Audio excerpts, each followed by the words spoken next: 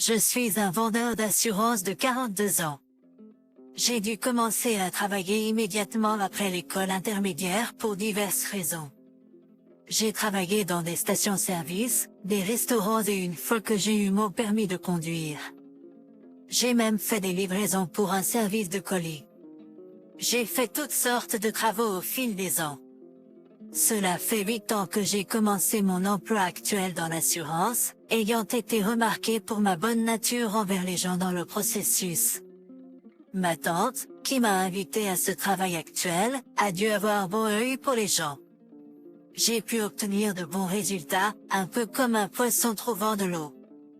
Madame Johnson, la directrice générale d'une entreprise de construction de maisons que je visitais aujourd'hui, me reconnaît et se lève pour me saluer. Alors que beaucoup de gens m'appellent beau, c'est un éléphant blanc pour moi. Malgré ma sociabilité, je n'aime pas vraiment être trop entouré de gens. Cela ne me dérange pas de passer du temps seul. En fait, je trouve ça confortable. Depuis que j'étais enfant, j'étais une personne aux nerfs sensibles qui, inversement, se fatiguait et se perdait quand j'étais entouré d'autres personnes. C'est pourquoi j'ai besoin de temps pour me retirer dans ma propre coquille pour me protéger. Je ne veux pas que ce temps soit perturbé. Je privilégie la préservation de mon propre territoire à passer du temps avec les femmes. Ce serait impoli pour une personne comme moi d'approcher une femme juste pour satisfaire mes propres besoins. Aujourd'hui, je suis venu présenter un plan d'assurance spécialement conçu pour toutes les dames ici. À mes paroles, plusieurs employés regardent vers moi avec intérêt. Je vais expliquer le plan à chacune d'elles. Parmi elles, il y a une personne qui semble ne pas m'apprécier. Sans même avoir à regarder directement leur visage, mais sans s'aiguiser, que j'ai depuis l'enfance, perçoivent leurs émotions piquantes. Madame Johnson. Je vais vous expliquer aussi. Elle fait joyeusement un contact visuel avec les femmes autour d'elle. Aujourd'hui, je pourrais sécuriser 10 contrats dans cette entreprise. Madame Jacques, merci pour votre temps aujourd'hui. Puis-je poser une question? J'ai pointé la personne qui semblait me vouer de l'animosité et lui ai demandé. Pourriez-vous me dire le nom de cet employé? Oh. Monsieur Isabelle Anderson? C'est un employé de 2e année ici. C'est un novice qui a été transféré dans ce département il y a 2 mois. Oh. Monsieur Isabelle Anderson? C'est un employé de 2e année ici. Selon elle, c'est un jeune homme très passionné qui a consacré ses jours de collège et de lycée au baseball. De plus, il est aussi assez brillant et est un nouveau venu prometteur d'une université nationale réputée. Si seulement il était plus beau, nos employés seraient toutes à ses pieds. Comme elle l'était avec vous. Monsieur Bennett. Eh bien, je ne suis que l'appât qui porte un costume de mascotte. Ils n'ont qu'à profiter de regarder. Pour vivre ensemble, quelqu'un de sincère comme lui serait un meilleur choix. J'ai dit au revoir à Madame Jacques, en promettant de la revoir le mois prochain. Quand il s'agit de mes jours de congé, j'ai une routine. Je vais à la laverie pour m'occuper de ma pile de linge, puis je fais des courses pour une semaine de provisions. Je passe l'après-midi à lire l'un des nombreux livres que j'ai stockés. Cela peut sembler monotone, mais c'est ma routine. Cependant, aujourd'hui est un peu différent. J'ai une réunion mensuelle à laquelle assister. Je me range et je me dirige vers le lieu de rendez-vous. C'est le plus grand hôpital de la région. Je fais du bénévolat dans le service de pédiatrie là-bas. Ah, c'est Bennett. Allez-vous nous lire un livre aujourd'hui? Un jeune garçon familier m'appelle. Un tube de perfusion pend à son membre émacié.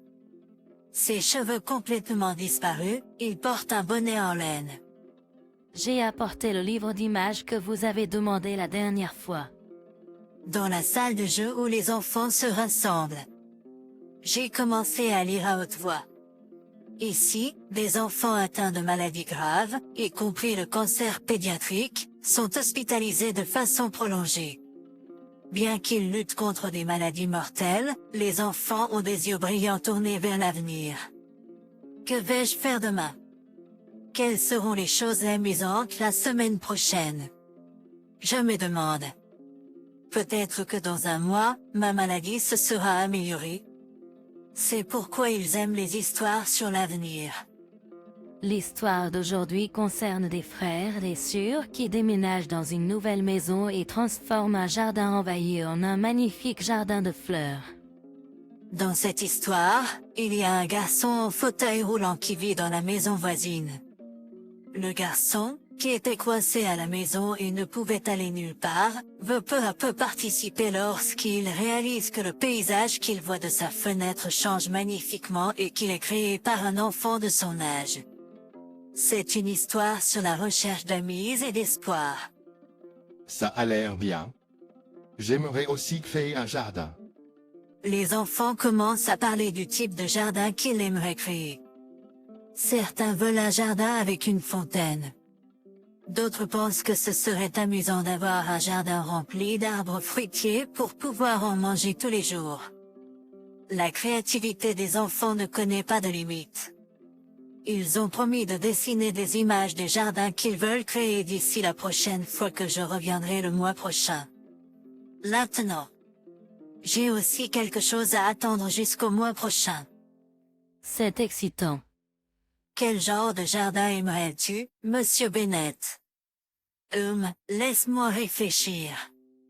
Que dirais-tu d'un jardin avec un grand arbre et un hamac pour faire la sieste?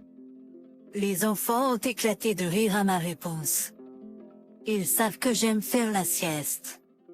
J'ai passé environ 1 heure avec eux, puis j'ai dit au revoir, en promettant de revenir le mois prochain.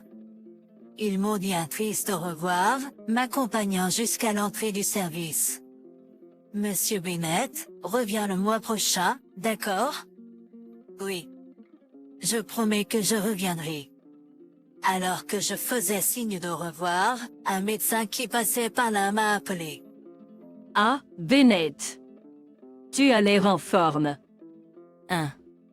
Docteur Marie. Cela fait un moment.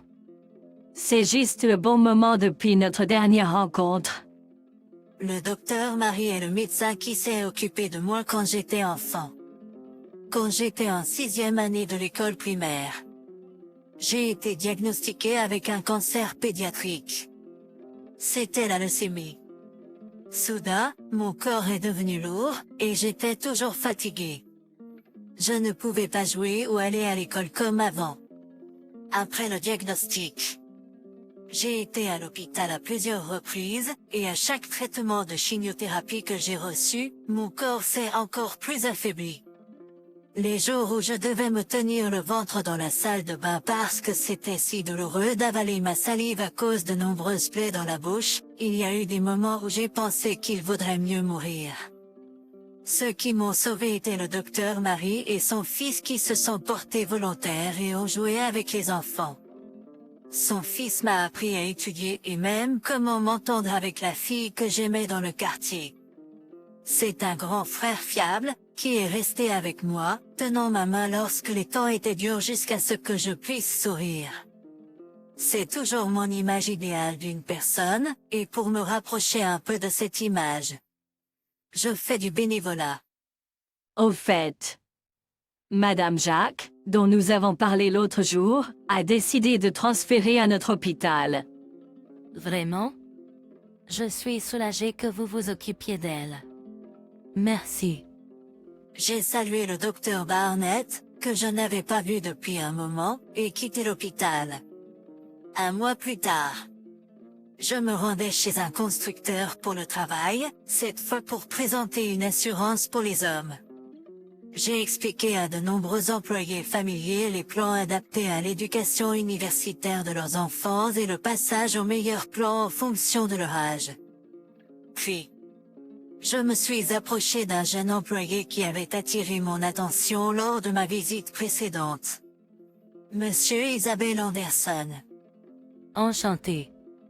Je m'appelle Robert Bennett et je travaille en tant qu'agent d'assurance.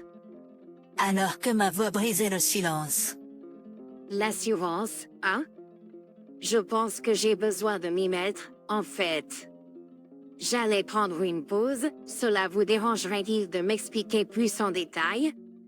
Malgré le décalage entre l'aura de Monsieur Anderson et ses mots. J'ai répondu, bien sûr, et je l'ai suivi. Monsieur Anderson a versé du café dans une tasse, en préparant même une pour moi. C'est instantané, mais s'il vous plaît, dit-il. J'ai exprimé mes remerciements et pris une gorgée. Cependant, le goût était loin de ce à quoi je m'attendais. Alors que je peinais à avaler. Monsieur Anderson a ri en me regardant avec amusement. Il a ensuite siroté son café tranquillement. J'y ai ajouté un peu de sel pour te purifier. Ah. Je vois. Cette salinité inhabituelle semblait dominer l'arôme du café. D'une manière ou d'une autre. J'ai réussi à avaler sans recracher et j'ai reposé la tasse sur la table. Tu sais. Je ne supporte pas les gars comme toi qui obtiennent des emplois juste avec leur beau visage. C'est pathétique. C'est tout ce que tu peux faire quand tu n'as qu'une éducation de collège. Même si j'ai déjà subi des regards désagréables des autres. J'ai rarement été attaqué. De plus, c'est la première fois pour moi avec quelqu'un que je viens de rencontrer. Monsieur Anderson, est-ce que je vous ai causé un quelconque désagrément? Si c'est le cas, je m'excuse profondément. Je vais changer d'attitude dorénavant, pourriez-vous me dire ce qui ne va pas? Peut-être que Monsieur Bennett s'attendait à ce que je devienne en colère, mais au lieu de cela, j'ai adopté une attitude modeste, donc il n'a dû savoir comment réagir. Il s'est levé, a attrapé le pot de sel et l'a renversé sur ma tête. Tu veux que je te dise ce qui ne va pas? Tu le saurais si tu y réfléchissais. Ou est-ce que tu dis que tu as oublié ce que tu as fait à Monsieur Jacques parce que faire pleurer les femmes est une chose si courante pour toi? Monsieur Jacques? Je suis resté là, une statue avec la tête couverte de sel, essayant de déchiffrer ces mots. Ne remets jamais les pieds dans cette entreprise, toi le séducteur. Monsieur Anderson a crié, ce qui a fait que les autres employés ont commencé à jeter un coup d'œil dans la salle de repos. Me voyant couvert de sel et Monsieur Anderson rouge de colère et criant, quelqu'un est allé appeler le patron. La personne qui l'ont ramené est Monsieur Jacques, qui est resté figé la bouche grande ouverte. Monsieur Jacques a interrogé, se tenant droit, et Monsieur Anderson a regardé avec défiance. Je t'ai vu avec Monsieur Bennett et pleuré à l'hôpital du comté. Madame Johnson, n'as-tu pas été avec Monsieur Bennett, forcé d'avorter ton enfant, et cela a été si douloureux que tu pleurais? À sa ferme assertion. Madame Johnson et moi avons échangé des regards, puis éclaté de rire. Moi, enceinte? Avec l'enfant de Monsieur Bennett? Tu as vraiment une imagination débordante. Bien sûr, la pédiatrie et l'obstétrique sont côte à côte à l'hôpital, donc je suppose que cette confusion est compréhensible. Oh là là. J'ai expliqué à Monsieur Anderson que je ne sortais pas avec Madame Johnson, et que nous n'avions aucune relation physique. La raison pour laquelle elle pleurait à l'hôpital était que son enfant était malade, et elle cherchait des conseils de ma part, qui avait surmonté la même maladie par le passé. Madame Johnson a un enfant? Monsieur Anderson a demandé, étonné. Oui, ma fille de 8 ans a la leucémie. Monsieur Bennett a survécu à la leucémie étant enfant. Donc, je lui demandais des conseils et il m'a présenté à un bon médecin. Après avoir entendu l'explication de Madame Johnson, Monsieur Anderson, réalisant son grand malentendu, est devenu pâle et a baissé la tête. Je suis vraiment désolée. J'ai dit des choses terribles. Comment puis-je m'excuser? Ce n'est pas grave, tant que tu comprends. C'est vrai que je n'ai terminé que l'école primaire et que j'ai l'air arrogant, ai-je répondu. Non, je ne voulais pas dire. Monsieur Anderson et Madame Johnson ont continué à baisser la tête en signe d'excuse envers moi. Puis, j'ai suggéré à Monsieur Anderson de nous rejoindre pour le bénévolat à l'hôpital le mois prochain. Oh. Monsieur Bennett est là. Et qui est ce monsieur? C'est Monsieur Anderson. Il est beau au baseball. Des enfants veulent jouer à attraper? Monsieur Anderson était un peu maladroit au début, en étant autour des enfants malades, mais peu à peu, il est devenu plus à l'aise et a commencé à jouer et à rire avec eux. Je ne savais pas que tu es impliqué dans ce genre d'activité. De plus, tu es moins populaire auprès des dames que moi. D'accord, d'accord. Épargnez les interrogations inutiles, s'il vous plaît, jouez avec les enfants. L'expérience plutôt inattendue d'être couvert de sel sur la tête, mais en fin de compte, il semblait que je m'étais fait de nouveaux amis parmi les volontaires. Parfois, les gens jugent les autres en fonction des apparences ou des suppositions. Cependant, ces malentendus peuvent toujours être résolus par la conversation. Je te présenterai une fille discrète que je connais la prochaine fois. Monsieur Bennett. Bien qu'il soit plutôt curieux. Je pense que j'aimerais profiter de sa compagnie et m'y conformer.